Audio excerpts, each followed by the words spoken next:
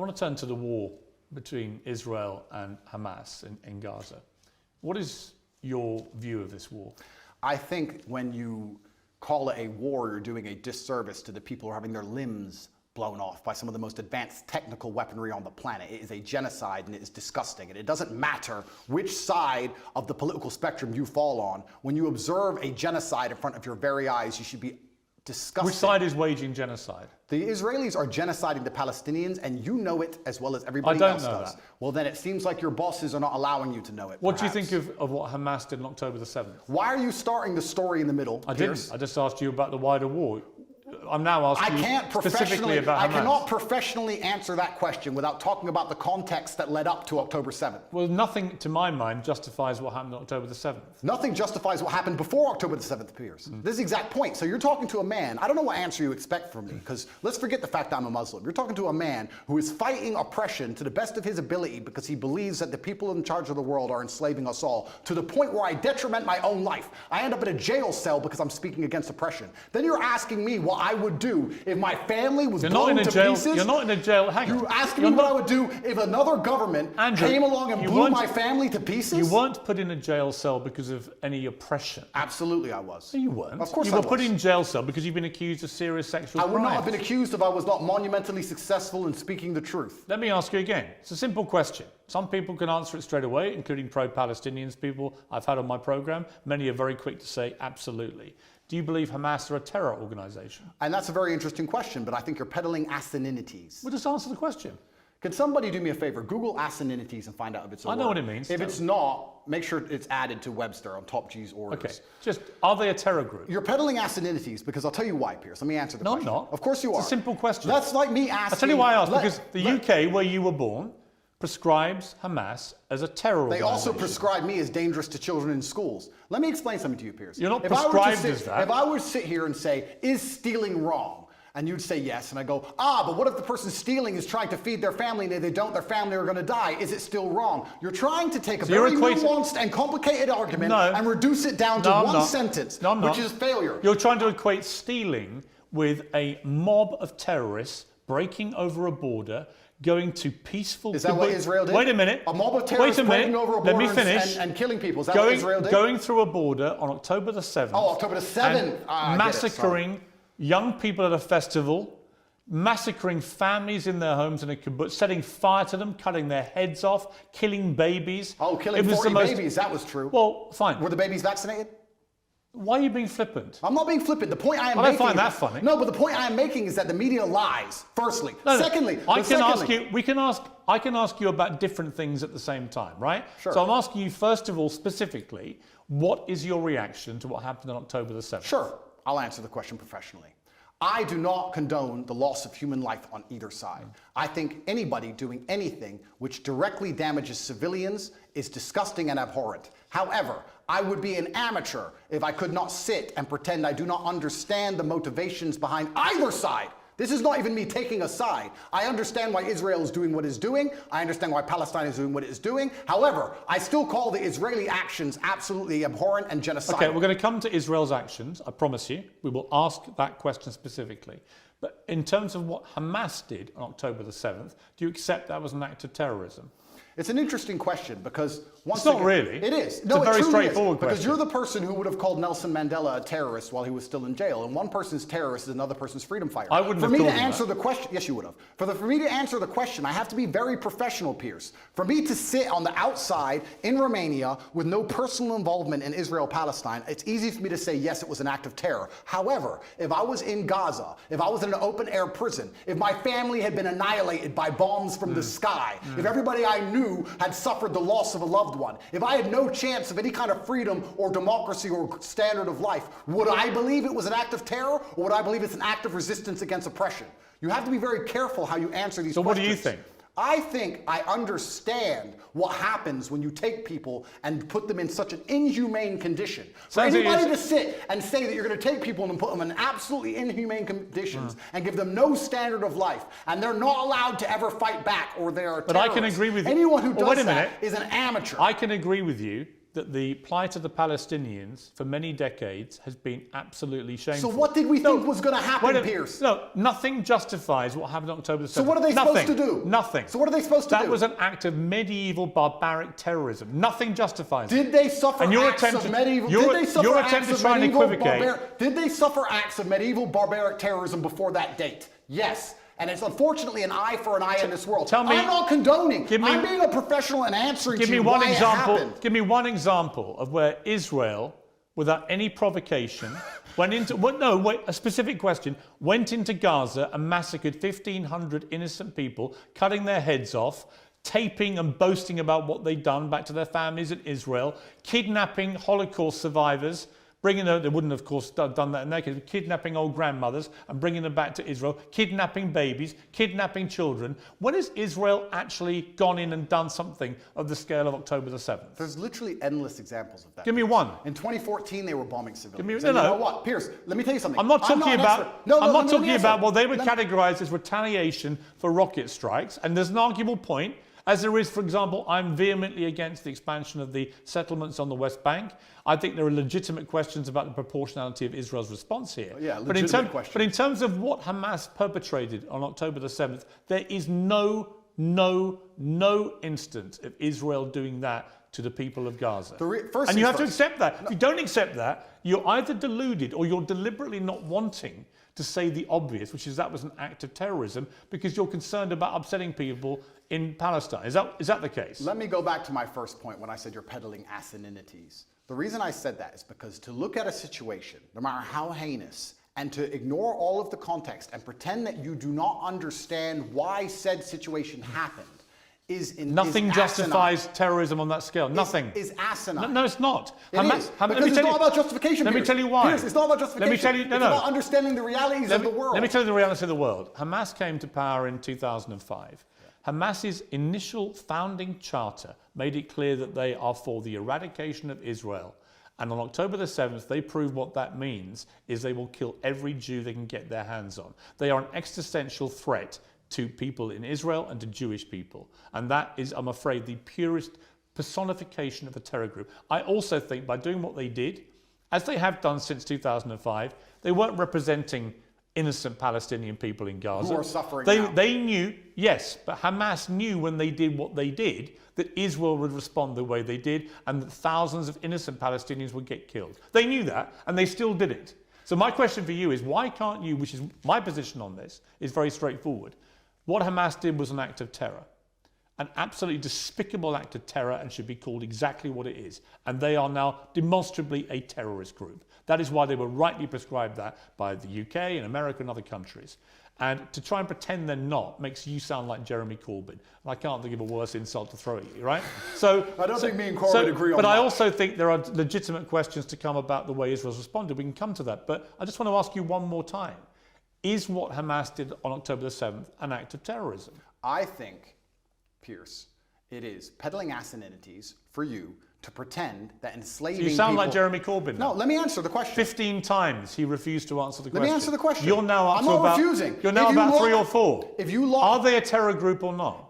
They're one team's freedom fighter, and they're deemed a terrorist What do group. you think? I think that if you lock people in an open-air prison and steal their land, they're going to retaliate. So they're not a terror group? I think they're going to retaliate. They're not a terror group? One team's terrorist is another team's freedom fighter. Okay, we're now up to about 8. Are they a terror group? And also, another thing I want to make clear to you, Piers. Only Jeremy Corbyn has done this. Done what? Refused to answer the question.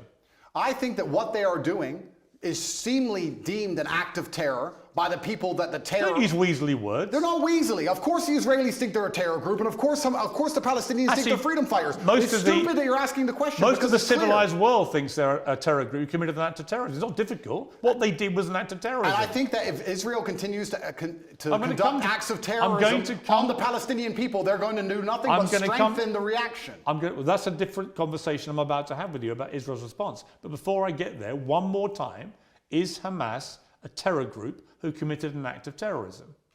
I think that when you lock people in an open-air prison, you're going to have to expect you're not going to retaliation. No, because I have to... There's people who are... First things I want to say to Piers. If you don't mind me saying, I think it's spineless. Sure. I do. That's fine. You sound like Jeremy Corbyn. Well, that is an insult. Did you see my interview with him? No. Right. 15 times last week, I asked him the same question. 15 times he prevaricated and wouldn't answer. Eventually, when someone does that enough times, you know what they really think. Okay. You don't think they're a terror group. Well, let me answer. You don't think they're a terror group. No, what I think is this. On certain Because I'd be really curious what you think an act of terror is if it's not massacring 1,500 innocent people, it's not including Holocaust survivors, Piers. kidnapping babies, decapitating people, cutting their limbs off, raping women. Yeah, talk about missing limbs. We're going to talk about that when we talk about We what Israel are, have done. but when we get there, it'll be in the context of you not admitting that was an act of terror. Well, let me answer the question for the final time. I am a realist.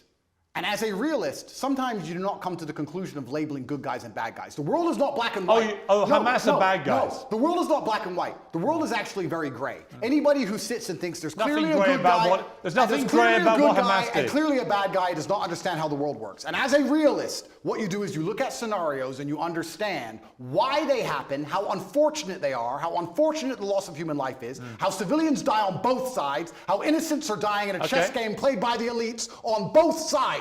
Both sides, you have innocent people who didn't even vote for the person making the decisions, who are ensuring their death, signing their death warrants. It's unfortunate on both sides. But listen, sir, you would not advocate Russia doing any of the things to Ukraine that Israel is doing to Palestine. You would not sit here. Russia has been doing exactly that. Russia has not done a fraction of the things to Ukraine that Israel has done to Palestine. Russia illegally invaded a sovereign democratic country and has committed a barbaric rampage, trying to seize as much of Ukraine as it can, bombing maternity hospitals, killing innocent women and children. Right? Don't even try and have some kind of this is genuine equivocation of this. I will. A Hamas rocket, a tiny Hamas rocket that can make a pothole in the road, and then they get hit back with cruise missiles. Let me ask you a question. Ukraine sent a drone and it hit the Kremlin. A drone attack. It did nothing. It damaged some shingles. If Russia decided to then respond with a missile attack on a hospital and annihilate 800 people, it has been. Do you think that would be allowed? That's exactly what it has been. Would you advocate for that? Have you seen? Would you support that Have reaction? you seen the state of Mariupol, which they leveled to the ground? The Ukrainians did level it. You're correct. No, the Russians 2014. The Russians leveled Mariupol. And my question to you is, would you advocate those reactions? Let me ask you another question, Piers. This is a genuine question. Let me ask you a question, because I want to understand your point of view. It's actually my interview of you. Yeah, but you tried to understand mine. I just want to understand your point of view. If I believed, or if Israel believed, that one of the people in your house was a terrorist and decided to destroy your entire house and kill your entire family, would you sit and say, well, maybe there was a terrorist inside, I accept that? Or would you be enraged?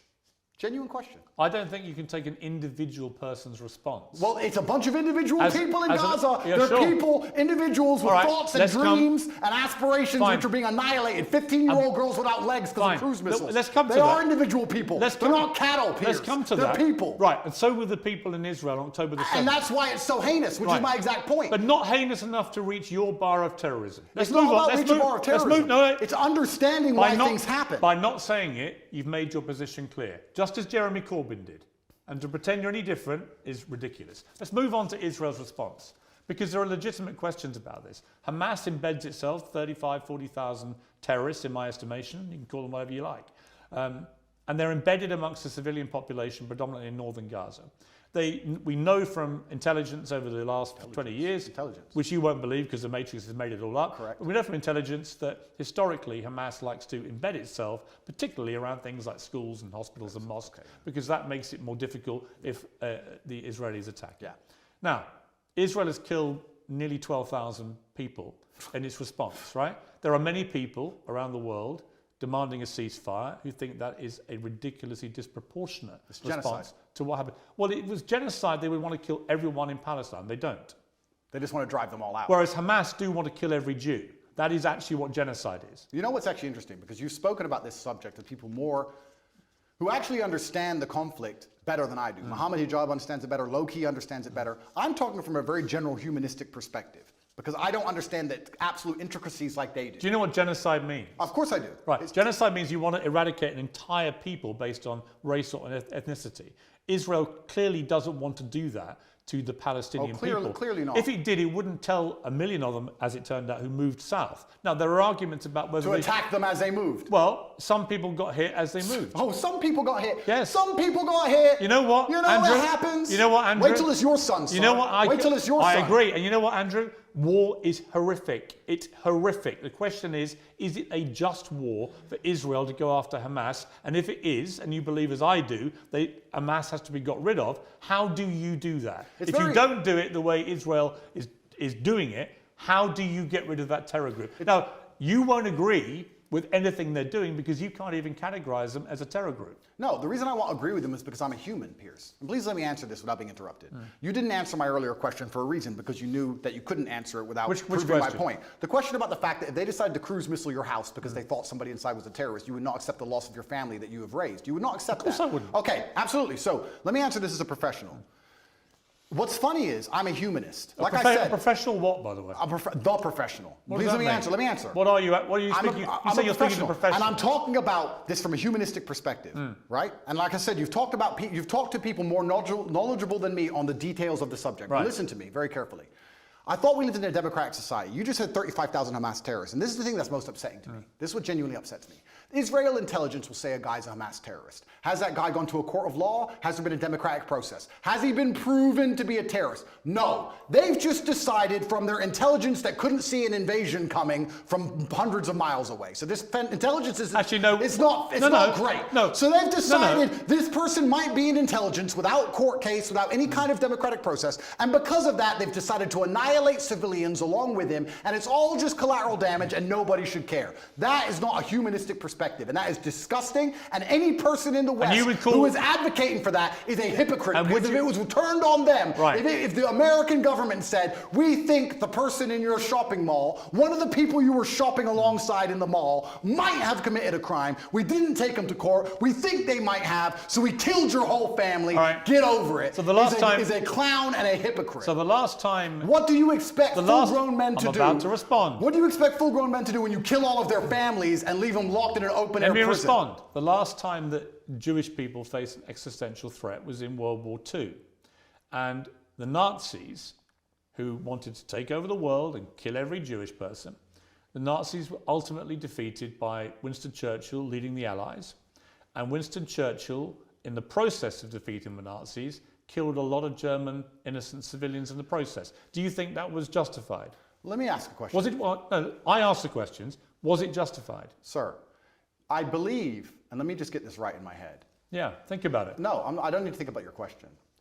I believe that the Nazis, which were obviously heinous, I'm not advocating anything they did, it's disgusting, the Nazis. I'm glad we beat them. I'm actually a huge Were they terrorists? fan. Yeah, they were.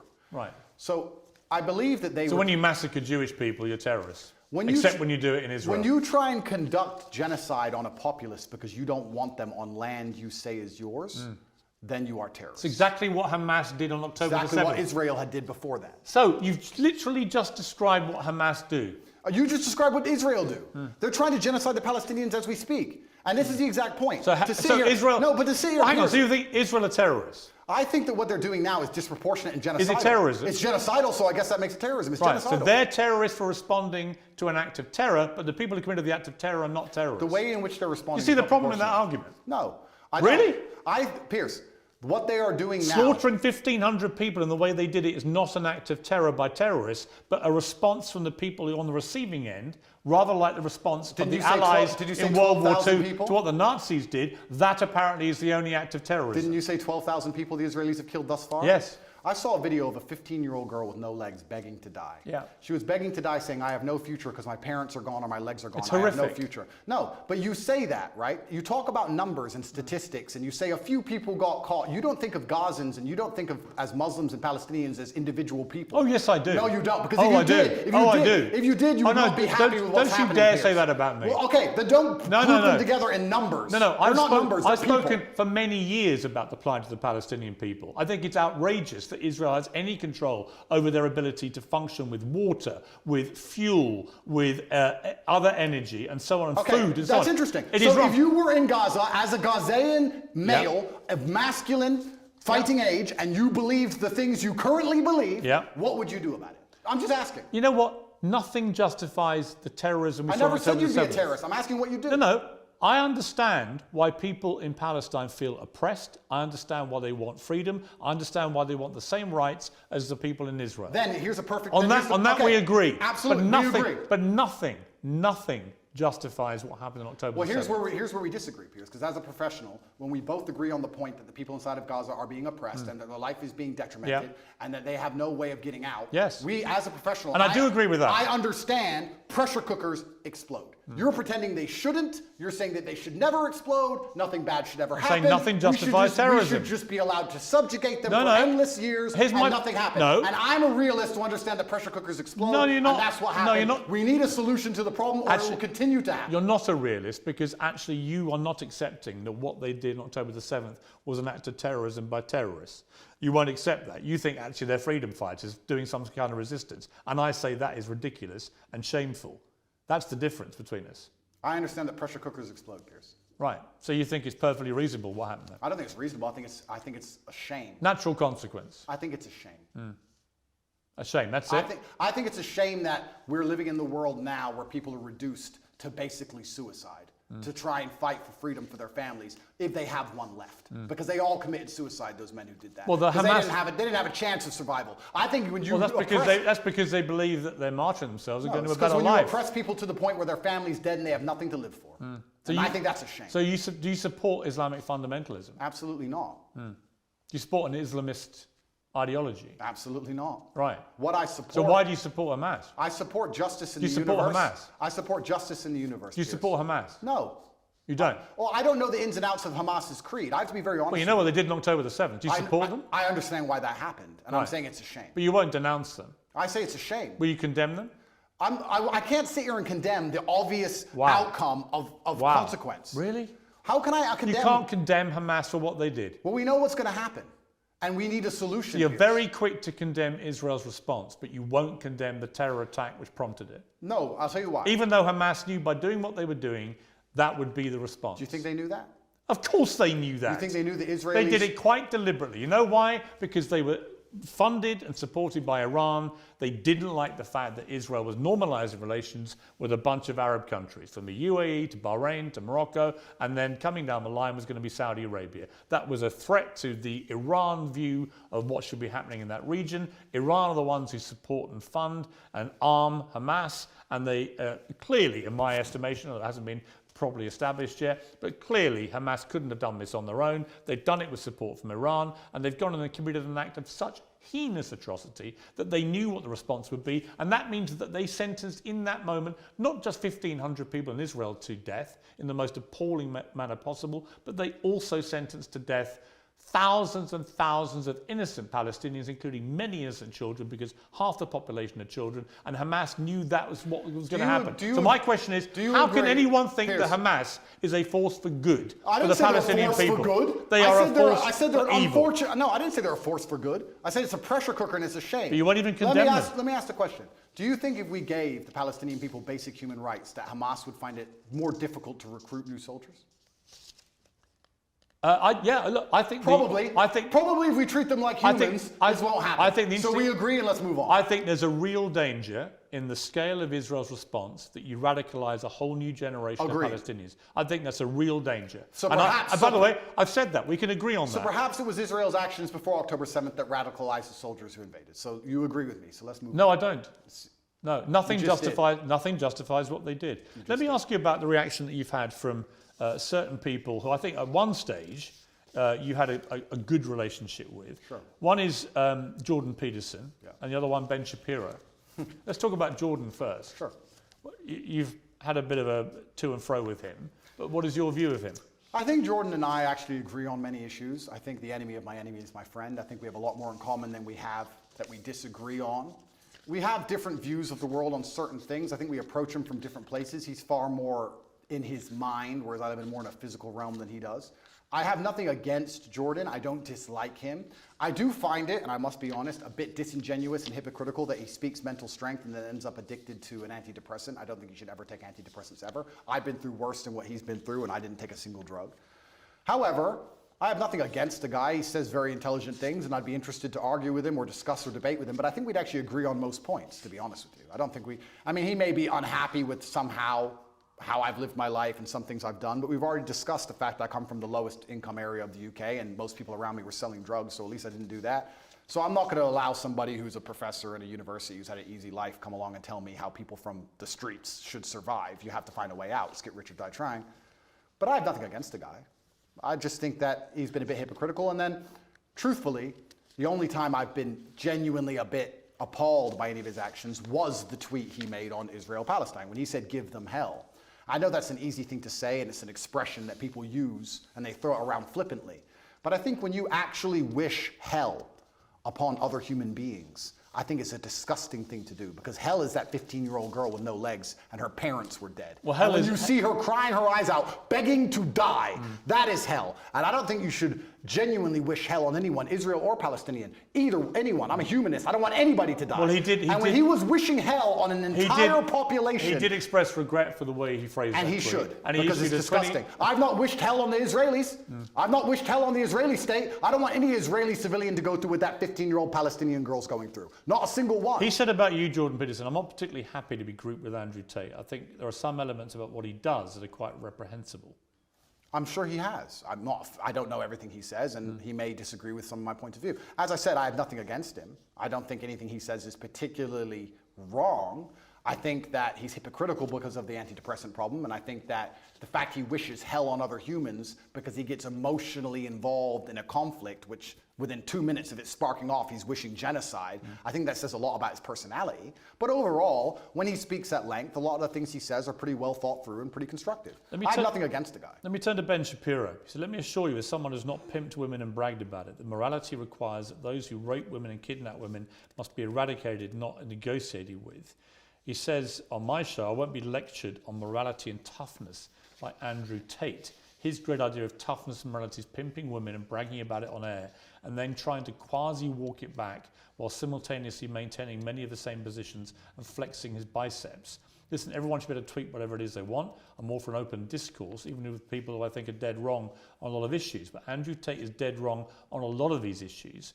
And the particularly ridiculous posturing about being yes, you're very tough when you want people to make peace with terrorists who've just murdered their children, very, very tough. What do you say to that? So Ben is a warmonger. Ben has been wrong on basically every single issue you can name. He was with you with the vaccine and every other war. Ben is always calling for other people's young men to go and die in some war. He seems to love it. I don't know if he has short man syndrome, but he's always behind his desk calling about how important it is that big, strong men like me go and die. And the reason he tweeted that and said that is because when Hamas and Israel, at the very early in the conflict, I think it was 3 days in, were discussing possible peace talks, he tweeted, "No, absolutely not, fuck them, kill them all." And I said, Ben, as a man who's done his own fighting, because I've had a life of pain and violence, listen to me.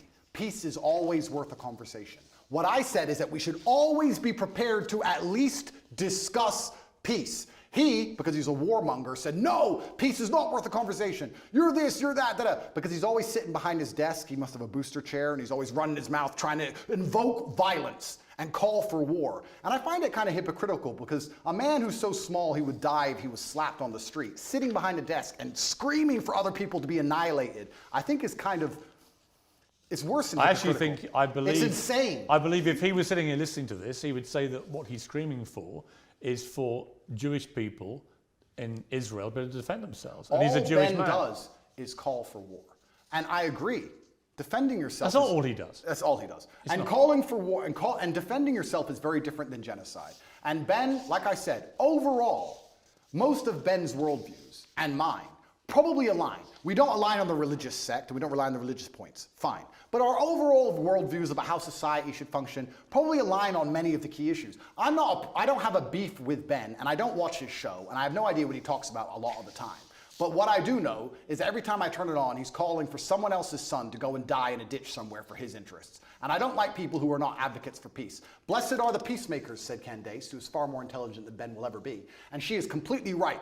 He replied that rhetoric, starting an argument with me, when I said we should talk about peace. I say we should talk about peace. He calls for the death of civilians, and somehow we're asking why my point of view is seen as abstract. It's insane. Why can't we all just sit down and say the fighting must end?